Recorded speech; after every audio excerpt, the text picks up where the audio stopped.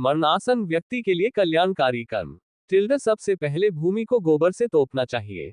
फिर जल की रेखा से मंडल बनाकर उस पर तिल और कुछ घास बिछाकर मरणासन व्यक्ति को उस पर सुला देना चाहिए। उसके मुंह में पंचरत्न स्वर्ण आदि डालने से सब पापों को जलाकर मुक्त कर देता है। भूत प्रेत आत्माएं और यम के दूत अपवित्र स्थान और जमीन के ऊपर रखी चारपाई से मृत शरीर में प्रवेश करते हैं। उसके मुंह में गंगा जल डालना चाहिए अथवा तुलसी का पत्ता रखना चाहिए। कोई भी शोक न मनाता हुआ उसके पास प्रभु का नाम ले। जब तक प्राण है विष्णु का नाम ले। यमराज का अपने दूतों को आदेश है कि मेरे पास उन आत्माओं को लाओ जो हरि का नाम नहीं लेते। ओम हरि को जपने वाले मेरे पास नहीं आते। पापी मनुष्य जो नारायण को नहीं मानते, उनके कितने ही पुण्य कर्म उनके पापों को नहीं मिटा सकते। हे गरुड़, जाने या अनजाने में मनुष्य जो भी पाप करते हैं, उन पापों की शुद्धि के लिए उन्हें प्रायश्चित करना चाहिए। शास्त्रों में दशविधि स्नान, चंद्रायन व्रत, गोदान आदि का लेख किया गया है। यदि मनुष्य उनमें क्षमता के कारण सफल न हो रहा हो तो कम से कम चौथाई प्रायश्चित अवश्य करना चाहिए। तत्पश्चात 10 महादान गौ, भूमि, तिल, स्वर्ण, घी, वस्त्र, गुड़, रजत, लवण इनका दान करना चाहिए। ये पाप की शुद्धि के लिए पवित्रता में एक से एक बढ़कर है। यमद्वार पर पहुंचने के जो मार्ग बताए गए हैं वह अत्यंत दुर्गंधिक, मवाद, रकेत आदि से परिव्याप्त है। अतः उस मार्ग में स्थित वैतरणी नदी को पार करने के लिए वैतरणी गौ जो गौ सर्वांग में काली हो और जिसके थन भी काले हो का दान करने चाहिए। ये सब उत्तम प्रकृति वाले ब्राह्मण को देना चाहिए। पद दान का महत्व। छत्र, जूता, वस्त्र, अंगूठी, कमंडलू, आसन, पात्र और भोजन पदार्थ, यह 8 प्रकार के पद दान है।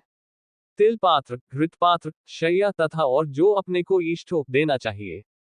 हे पक्षी राज, इस पृथ्वी पर जिसने पाप का प्रायश्चित कर लिया है, सब प्रकार के दान भी दे चुका है, वैतरणी को तथा अष्ट दान कर चुका है। जो तिल से पूर्ण पात्र, घी से भरा पात्र, शैया दान और विधिवत पद दान करता है, वह नरक रूपी गर्भ में नहीं आता, अर्थात उसका पुनर्जन्म नहीं होता। मनुष्य स्वयं जो दान करता है, परलोक में वह सब उसे प्राप्त होता है, वहां उसके आगे रखा हुआ मिलता है। छत्र दान करने से मार्ग में सुख प्रदान करने वाली छाया प्राप्त होती है। पादुका दान से वह मनुष्य घोड़े पर सवार होकर सुखपूर्वक मार्ग पार करता है। जल से परिपूर्ण कमंडलू के दान से मनुष्य सुखपूर्वक परलोक गमन करता है। वस्त्र आभूषण दान करने से यमदूत प्राणी को कष्ट नहीं देते। तिल सफेद, काले, भूरे के दान से मन, वाणी और शरीर से किए हुए पाप नष्ट होते हैं। सभी साधनों से युक्त शैया दान से स्वर्ग लोक में 60,000 वर्ष तक इंद्र लोक के भोग भोगता है। इसके अतिरिक्त गौ दान देते समय नांदा नाम के उच्चारण करने से वैतरणी नदी में नहीं गिरता। दुखद और बीमारी के समय तिल, लोहा, सोना, रुई का वस्त्र, नमक, 7 अनाज, भूमि का टुकड़ा देने से पाप कर्मों की शुद्धि होती है।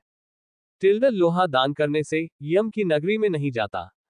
लोहे का दान हाथों को जमीन के साथ छूते हुए देना चाहिए। यमराज के हाथों में कई प्रकार के लोहे के अस्त्र होते हैं। ये दान उन अस्त्रों के प्रभाव को कम करता है। सोने का दान यमराज की सभा में उपस्थित ब्रह्मा और दूसरे ऋषि मुनियों को प्रसन्न करता है, जो कि वरदान की संज्ञा रखता है। रुई के वस्त्र से यमदूत कष्ट नहीं देते। 7 अनाजों के दान से यम द्वारों पर तैनात कर्मचारी आनंदित होते हैं। भूमि के टुकड़े पर जिस पर फसल हो देने से इंद्रलोक की प्राप्ति होती है। पूरे होश में रहते हुए 1 गौ का दान बीमार अवस्था में 100 और मरणासन के समय 1000 गौ दान करने के बराबर है। 1 गौ केवल एक जन को ही दी जानी चाहिए। वह यदि इस गौ को बेचता है या किसी दूसरे के साथ इसका बंटवारा करता है तो उसका परिवार 7 पीढ़ियों तक पीड़ित रहता है। गौ दान करने की विधि। काली या भूरी गौ के सींगों पर सोने का पत्र और पैरों में चांदी पहनाएं।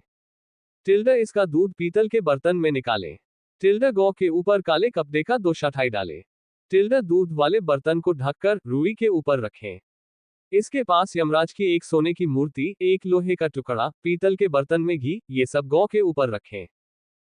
गन्ने की पौड़ियों से रेशम की डोर से बंधा एक फट्टा बनाकर धरती में एक गड्ढा बनाकर पानी से भरें और फट्टा को इसमें रखें। गौ की पूंछ पकड़कर पैर फट्टा पर रखकर ब्राह्मण को दान दक्षिणा नमस्कार करके मंत्र का उच्चारण करते हुए भगवान विष्णु से नम्र प्रार्थना करें कि हे प्रभु, आप सब प्राणियों के दाता, रक्षक और कल्याणकारी हैं। आपके चरणों में यह उपहार भेंट करता हुआ वैतरणी नदी को नमस्कार करता हूँ। हे गौ माता, आप देवी शक्ति के रूप में मेरे पापों का खंडन करें।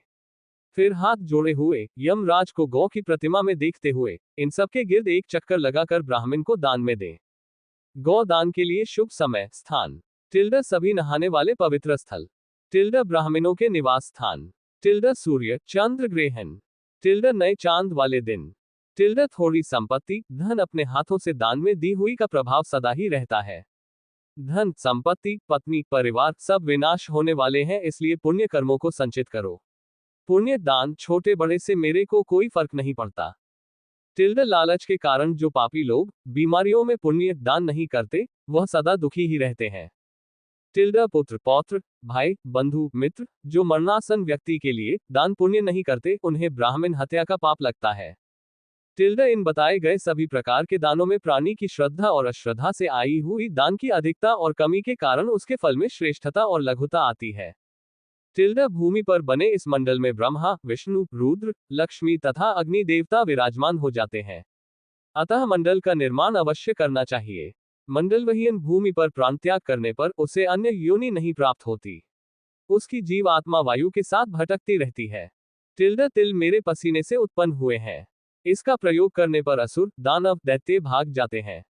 एक ही तिल का दाना स्वर्ण के 32 सेर तिल के बराबर है। कुश मेरे शरीर के रोमों से उत्पन्न हुए हैं। कुश के मूल में ब्रह्मा, मध्य में विष्णु तथा अग्रभाग में शिव को जानना चाहिए। इसलिए देवताओं की तृप्ति के लिए मुख्य रूप से कुश को और पितरों की तृप्ति के लिए तिल का महत्व है। हे पक्षी श्रेष्ठ विष्णु एकादशी व्रत गीता तुलसी ब्राह्मण और गौ ये 6 दुर्गम आसार संसार में लोगों को मुक्ति प्रदान करने के साधन है। अंतिम सांसों में ओ गंगा भागवत गीता के श्लोक अथवा हरि का नाम जपने से मंगलकारी होता है। मृत्यु काल में मरणासन के दोनों हाथों में कुश रखना चाहिए, इससे प्राणी विष्णु लोक को प्राप्त होता है। लावनारस पितरों को प्रिय होता है अथवा स्वर्ग प्रदान करता है। उसके समीप तुलसी का पेड़ शालग्राम की शिला सभी पापों को नष्ट करती है, भी लाकर रखें। जिस घर में तुलसी स्थल बनाकर तुलसी की पूजा होती है वह एक पवित्र नहाने का स्थान माना जाता है और यम के दूत वहां नहीं आते। इसके बाद यथा विधान सूतकों का पाठ करना चाहिए। ऐसा करने से मृत्यु मुक्तिदायक होती है। शोक न मनाते पुत्र को सर मुंडवा कर नए वस्त्र धारण कर अपने प्रियजनों के साथ लाश को नहलाना चाहिए। इसके बाद मरे हुए व्यक्ति के शरीरगत विभिन्न स्थानों में मुख नाक के छिद्र नेत्र कान लिंग ब्रह्मांड पर सोने की शालाखें रखें। उसके शव को 2 वस्त्रों से आच्छादित करके कुमकुम और अक्षत से पूजन करना चाहिए। घर की बहुरानी और दूसरों को लाश की गिर्द चक्कर लगाकर उसे पूजन चाहिए और मरण स्थल पर चावल की खीर लाई अर्पित करना चाहिए। ऐसा करने से धरती माता और दिव्य शक्तियां प्रसन्न होती हैं। पुष्पों की माला से विभूषित करके उसे पुत्र बंधुओं के साथ द्वार से ले जाया जाए। उस समय पुत्र को मरे हुए पिता के शव को कंधे पर रखकर स्वयं ले जाना चाहिए। यदि मनुष्य को मोक्ष न मिलता हो तो पुत्र नरक से उसका उद्धार कर देता है। जो पुत्र लाश को कंधा देता है उसे हर कदम पर अश्वमेघ यज्ञ का फल मिलता है।